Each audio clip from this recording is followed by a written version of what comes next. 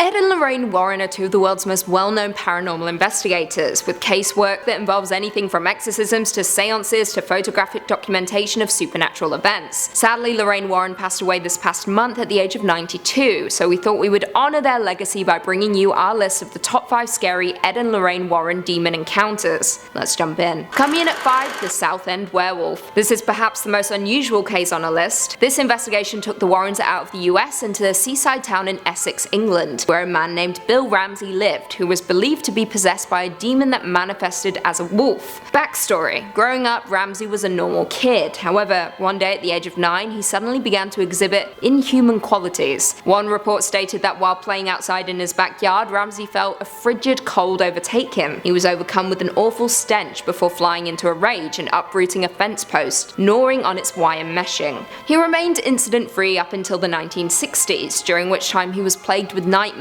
cold sweats, and began to wake up panting like a wild animal. In the 1980s, Bill would become overwhelmed by the sensations he experienced when he was young, and at one point he attacked a friend in a car on their way home from a pub, and manhandled the police in an intense altercation. The Warrens were of course called in, during which time they stated that Ramsey would ask to be locked up in a jail cell for his protection, and the protection of the public. They ended up asking Ramsey to come to their Connecticut home, where Bishop Robert McKenna would perform a recorded exorcism on Ramsey. In at 4, Arne Johnson. The trial of Arne Johnson is baffling and the first known case in the US that used the "devil made me do it" as its defense. On the night of February 16, 1981, Johnson, who was just 19 years old at the time, was out for dinner with his fiancée and their landlord Alan Bono. Johnson stabbed Bono multiple times using his pocket knife and later went on to plead not guilty by possession, a defense that was founded on Johnson's relationship with his fiancée's brother, David. In 1980, David woke up to what he described as a man with big black eyes, a thin face with animal features and jagged teeth, pointed ears, horns, and hoofs. The demon-like creature scared David so much that he turned to his sister Anne Johnson for help. They turned to a priest, which only angered the entity more, causing it to make David hiss and quote Paradise Lost. The Warrens were brought in, and during one particular interview they stated, I quote, "While Ed interviewed the boy, I saw a black misty form next to him, which told me we were dealing with something of a negative nature. Soon the child was complaining that invisible hands were choking him, and there were red marks on him. He said that he had a feeling of being hit." The Warrens worked alongside 4 priests to exorcise more than 40 demons from David. However, Johnson seemed to be the new target, and after he stabbed his landlord, he was found guilty of first-degree manslaughter after his claims of possession didn't hold up in court. Coming in at 3, Annabelle the doll. This case follows the now infamous Annabelle doll, a Raggedy Ann doll that was purchased in an antique store. It was gifted to the buyer's daughter, a nursing student. However, the student and her roommate very quickly began to notice odd occurrences involving the doll, including her changing positions and even leaving notes. Horrible. The messages eventually escalated and blood even appeared on the doll's dress. Annabelle seemed to take aim at the fiancé of one of the roommates, who claims he woke up one night frozen in bed as the doll crawled up his body and tried to strangle him. He also claimed that upon entering a dark room where the doll was sat, he felt something attack him. When he turned on the lights, he saw his stomach covered in bloody scratches, with the doll now on the floor. The Warrens were eventually called in, and they explained that the doll was possessed by the spirit of a deceased 7-year-old girl named Annabelle Higgins, but supposedly died on the land where the apartment stood. However, it was later determined by the Warrens that a demonic presence was in fact behind the doll. They ended up performing a blessing in the home before taking Annabelle and housing her in the Warrens Occult Museum. Coming in at 2,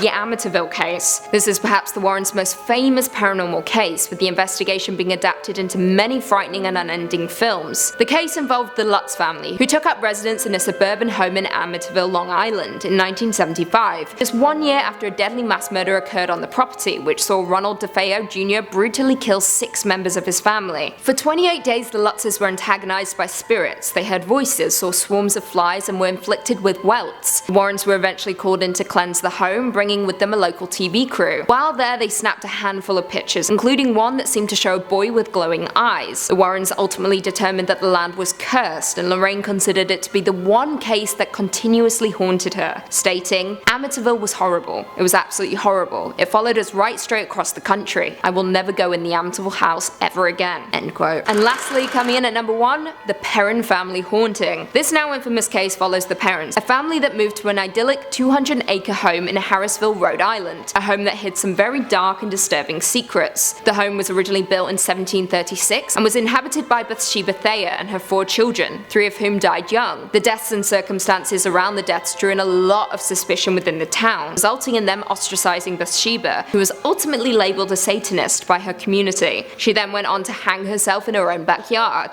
Now, during the Perron stay at the home, they experienced a lot of ghostly interactions, including spirits playing with her children. Bathsheba also appeared to them, only she was far more menacing than the children that haunted the residence. They heard disembodied voices and watched on as furniture moved on its own. The Perron family also stated that Bathsheba targeted the mother, Carolyn, and was jealous of her motherhood. The Warrens were ultimately brought in to help the family in 1974, however the presence only worsened the situation, so much so that the family asked the Warrens to leave. Well, there we have it. Do you guys agree with our list? Were there any scary demon encounters that we missed? Leave us all your thoughts and feelings in the comments down below and perhaps we can do a part 2. If you haven't already, be sure to give this video a big thumbs up, subscribe, and turn on notifications so you never miss another scary vid. Until next time, see you later.